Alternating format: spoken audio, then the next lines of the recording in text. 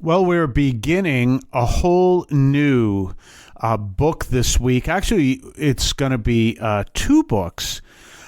We're in the Maccabees this week, and I actually have kind of a special discussion in regards to this, and very modern, so to speak, modern in the time concept, not in the philosophical concept. And so we're going to look at that. What we're looking at Maccabees is something that we see that exists today. And it really shows a lot of things, how things happen when things go really wrong. Now, what's Maccabees all about? Maccabees is all about this time in Israel, or rather Judah. Sorry, Israel doesn't exist at this time. In Judah, we're talking roughly maybe about 200 years before the coming of Christ. And what we're going to see is a move to create a religion that is one big happy religion. So it's going to take little bits of all the religions in the area and wove them all together into one happy religion. But that also means that parts of these religions have to be removed. Now, remember, at this time, pagan worship, worship that the pagans got involved in, was very nationalistic. The Babylonians in the earlier days during the Babylonian exile, for example, had their own gods. The Philistines had their own gods. All the way down the line, the Egyptians, the Romans, the Greeks. I mean, you may have studied mythology in school and realized that each of the cultures had their own names for, we'll say, the sun god or the moon god, but they all had a sun god and a moon god, and each one had its own personality depending on the nationality.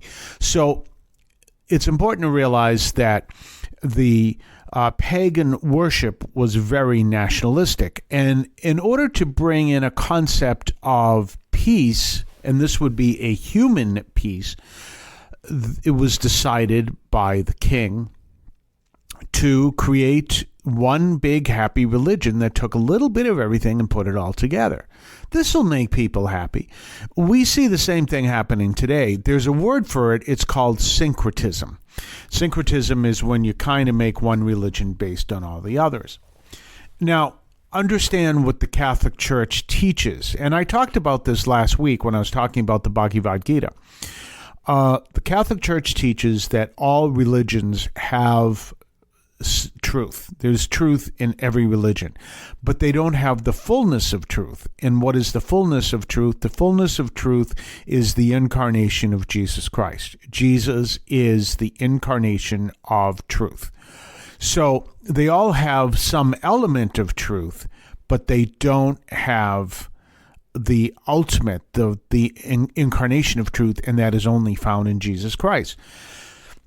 That is the one reason why we teach that we have the fullness of truth, because actually we don't. We worship Christ, who is the fullness of truth.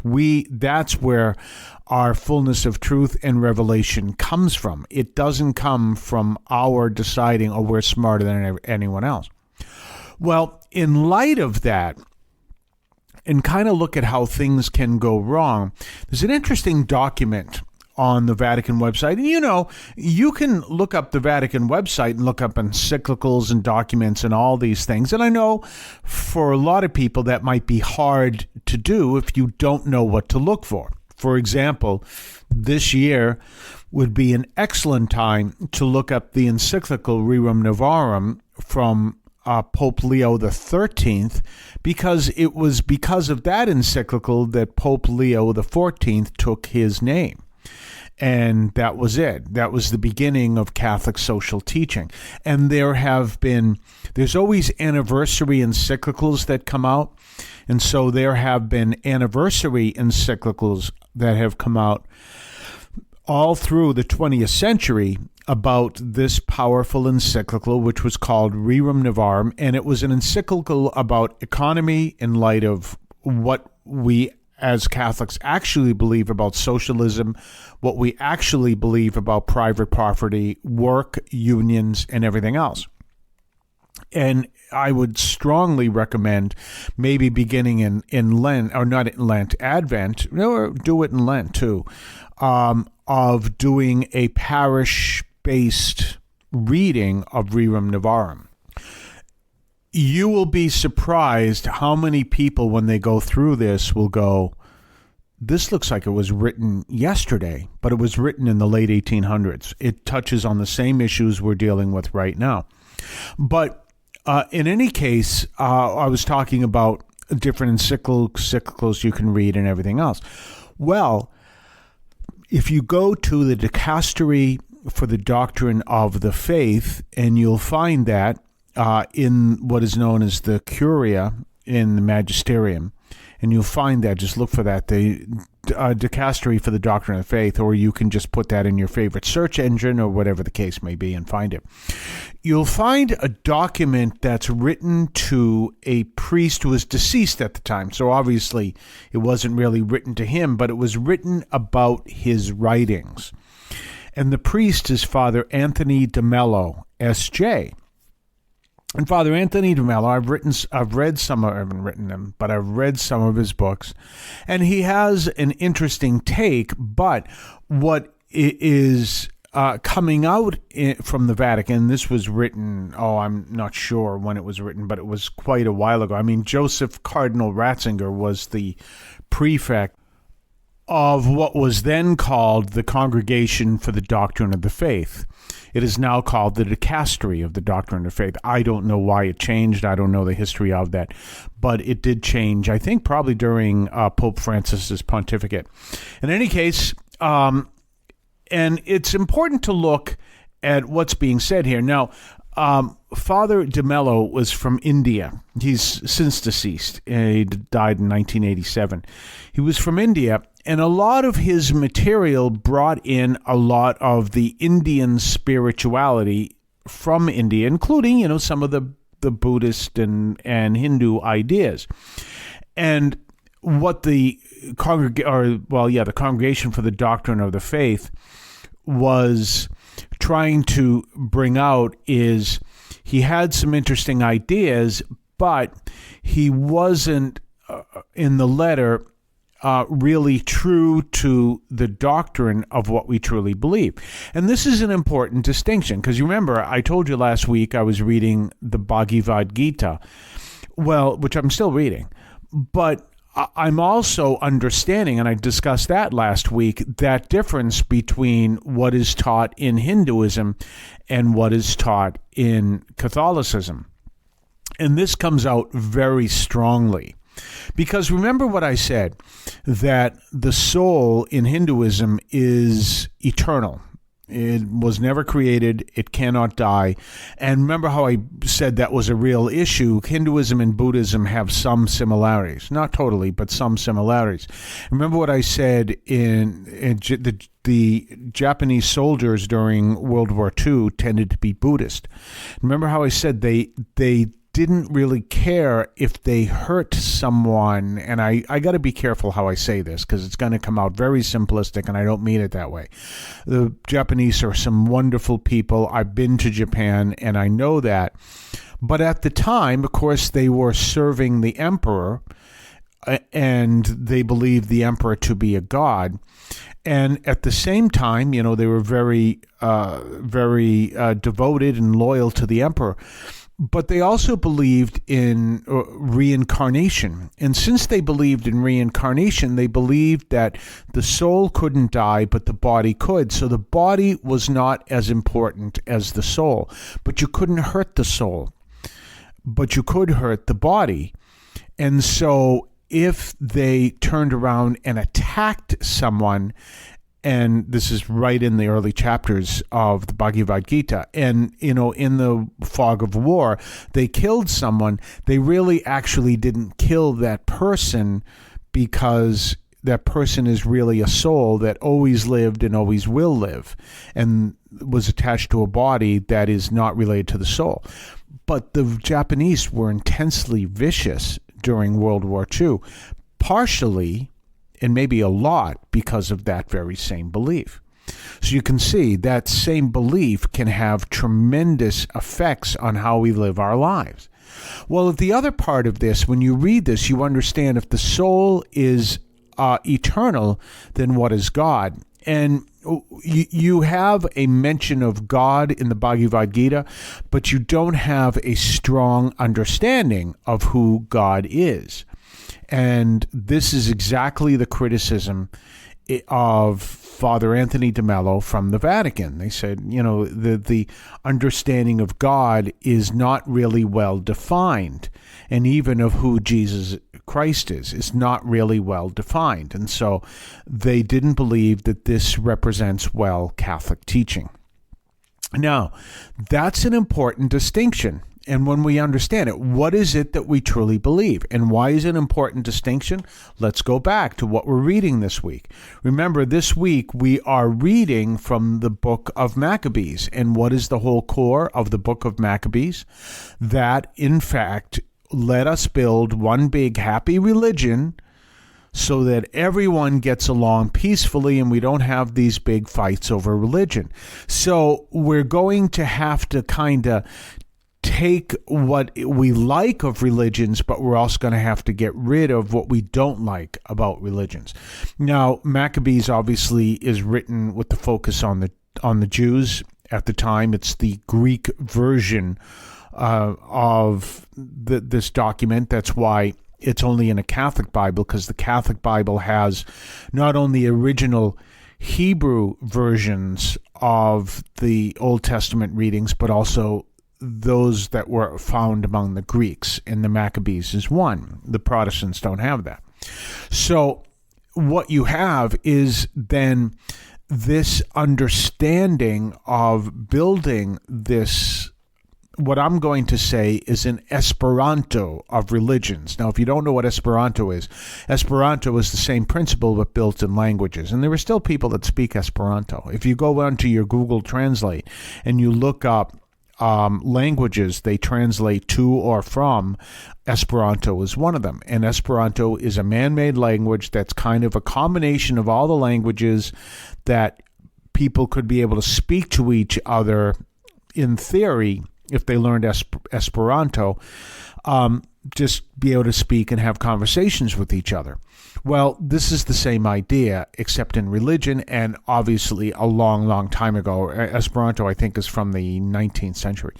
So there you're going with this idea of let's have this one big happy religion. Well, if you're going to do that, you're not going to define what you truly believe, which is exactly the criticism against Father Anthony de Mello. His understanding of God isn't well defined because he's drawing on some of the Eastern faiths that do not define God well, and his understanding of Jesus is not well defined. And of course, we understand Jesus as the embodiment of truth, as the incarnation of truth. So you can see that whole issue coming together.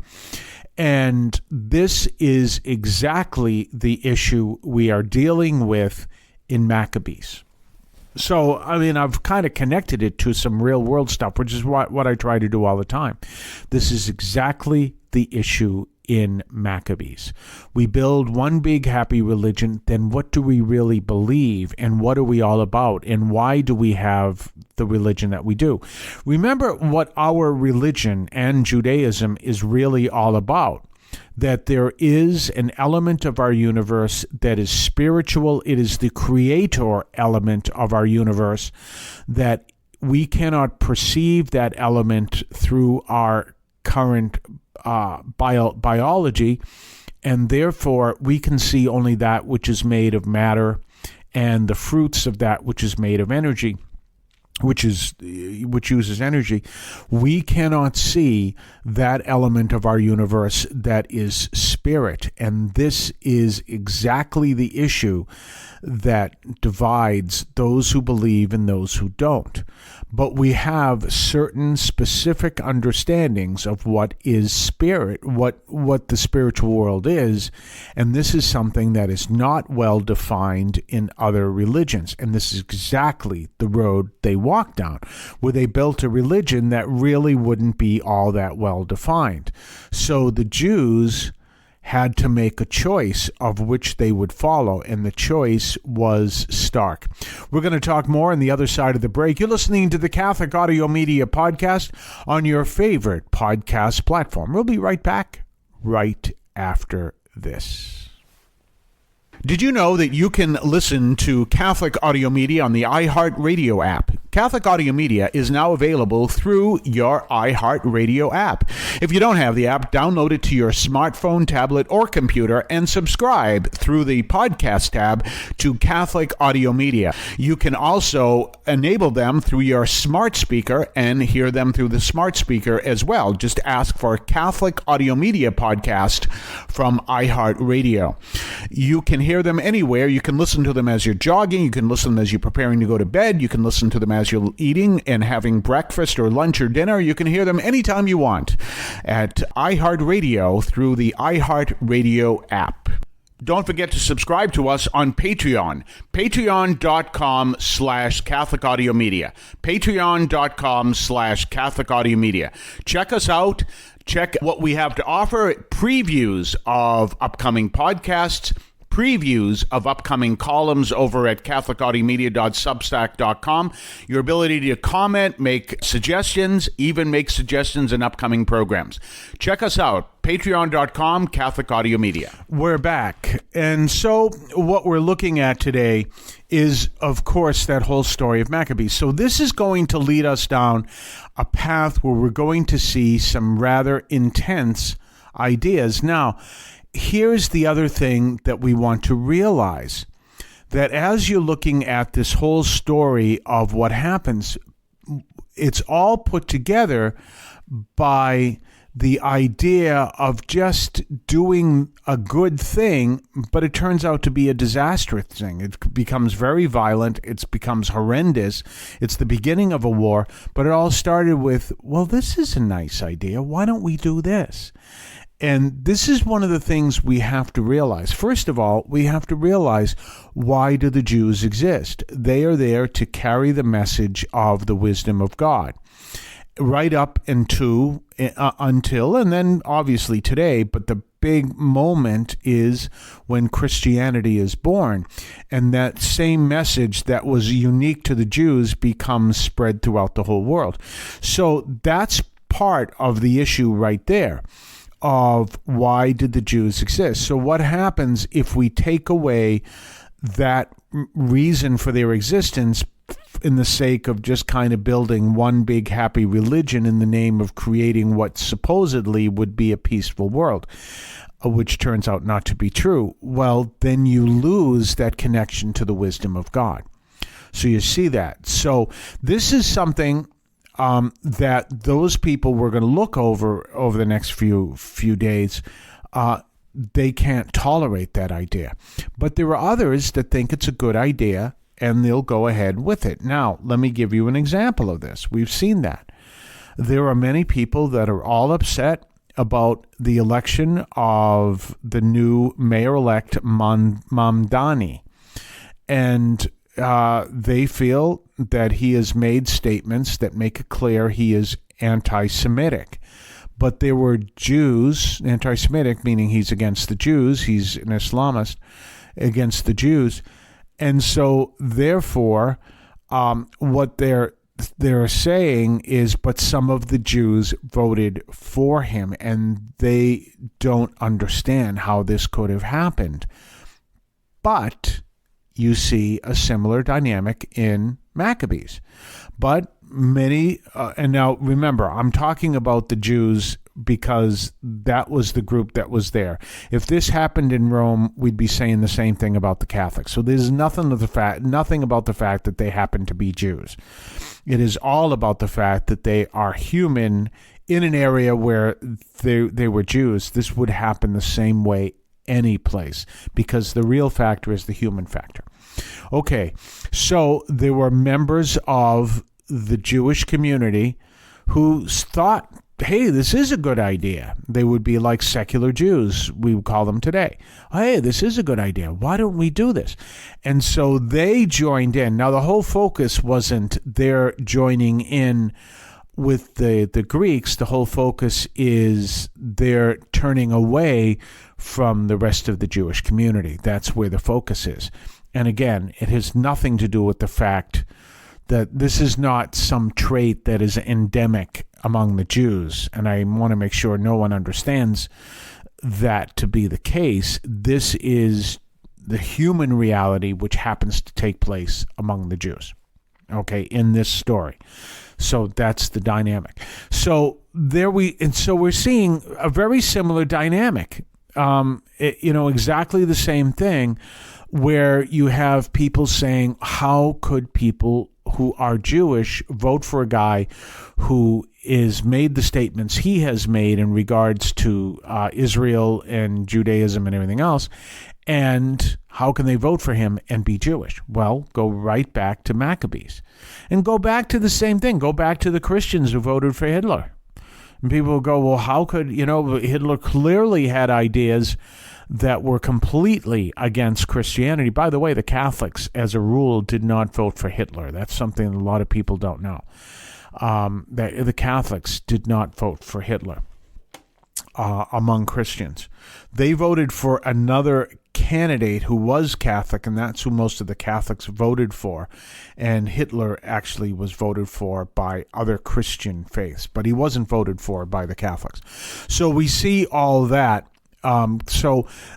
These dynamics play themselves out all the time. I can give you a great example. I just talked to you about the Jews and some of the Jews voting for Mandami. And I've talked about some of the Jews going along with the Greek king in the time of Maccabees. Don't forget that famous scene of the Cardinal Archbishop of, maybe it was Munich, I'm not sure, in Austria, who was very much for Hitler and supported Hitler and did the Sieg Heil once he was elected. So it happens in every community. And that's what I want to make sure people understand. And that's what's going on here. We see this dynamic of Jews who join in this idea among the Greeks from the book of Maccabees and say, this is a wonderful idea. And others saying, no, this is a disastrous idea. And this is a deadly idea. What we're going to see as it goes along is one of the first things out the door is the Jewish dietary laws. And we'll talk about that. I think it's tomorrow or the next day. The Jewish dietary laws. Well, the Jewish dietary laws are very strict. If you happen to go, I remember my cousin was telling me, this is many, many years ago, he was in the Catskill Mountains. They took a vacation in the Catskill Mountains, which that's also known as the Borscht Belt. I don't know if it still is. That's where all the Jewish comedians got their start, in the Catskill Mountain. All the big names, Alan King and all these big names, Mort Saul, just about any kind of Jewish comedian started. At least the ones from New York started in what was known as the Borscht Belt. So it was where a lot of Jews would go on vacation. So he was saying that he happened to, I think he ordered a hamburger and milk, which is, he says, everyone just looked at me all kinds of weird, because there's some kind of law about eating beef and drinking milk or something like that. And he realized that it was not something that was normally done in this area. The Jewish dietary laws, they're very strict. Ordering, having bacon with your eggs. I mean, that's an easy example.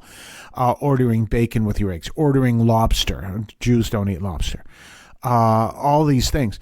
So these were the dietary laws, and that was one of the things that was going to go out the window.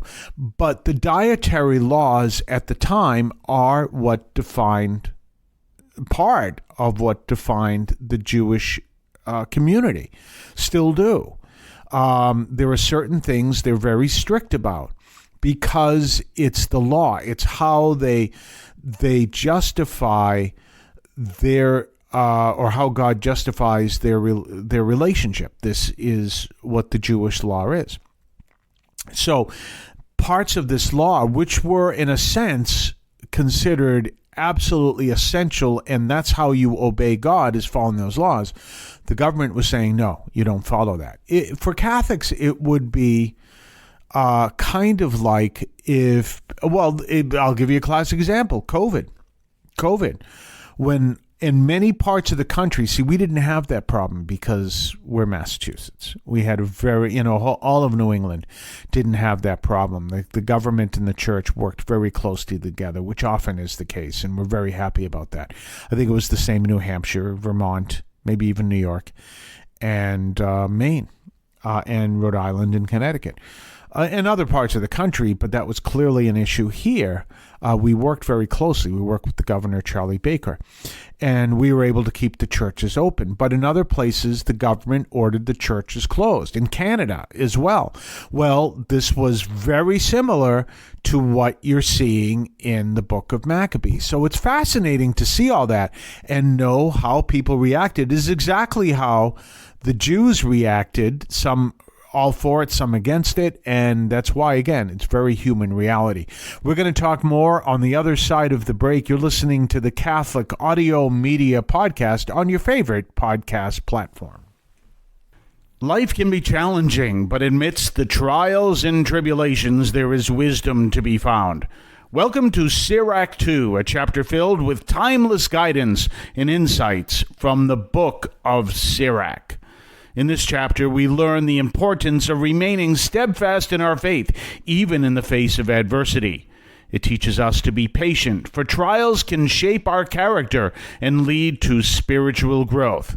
Seeking wisdom and understanding is of utmost importance. Sirach 2 reminds us to study the teachings of the wise, be open to correction, and follow God's commandments. By doing so, we can find true fulfillment and blessings. Don't be discouraged by the temporary prosperity of the wicked or the challenges you may face. Trust in God's justice, for he rewards those who diligently seek him. Join us on this journey of faith as we discover the path to a meaningful and fulfilling life. Sirach 2 is your roadmap to wisdom, patience, and eternal blessings. Read Sirach 2 and let its timeless wisdom guide you through life's ups and downs. Available now in the book of Sirach, part of the Old Testament. Don't forget to subscribe to us on Patreon, patreon.com/Catholic Audio Media, patreon.com/Catholic Audio Media. Check us out. Check what we have to offer, previews of upcoming podcasts, previews of upcoming columns over at catholicaudiomedia.substack.com, your ability to comment, make suggestions, even make suggestions in upcoming programs. Check us out, patreon.com, Catholic Audio Media. We're back. So we're going to be looking at Maccabees all week this week. And it's really is a fascinating book that we'll see that's really showing us basically how easily, and we know how that works, how easily our whole freedom of religion, our whole unity and everything can just break apart. And that's why it's so important that we remain united in our faith, but united because we understand what our faith is teaching. And it's not about, well, we're Catholics, ha, ha, ha. No, it's more than that. It is about the reality of what we truly believe. And I talked about that, as you said, last week and earlier in this program, that whole, what is that difference between what Hindus believe and what we believe? What is that difference between what Buddhists believe and what we believe? It's important that we understand that, because then we realize why it is that we seek and follow the way, the truth, and the life. But we also understand that you'll find elements of truth in every religion. Hinduism is very anti-materialism. Very anti-materialism. So you can see some of that. Tomorrow we're going to have one of the more graphic stories and a fascinating one to look at. We'll talk about that tomorrow, all about pork. We'll be back then. Have yourself a blessed day. The Catholic teaching in this podcast is reflected and presented as accurately as possible. The opinions expressed are those of the participants and do not necessarily reflect those of the Archdiocese of Boston or any other institution.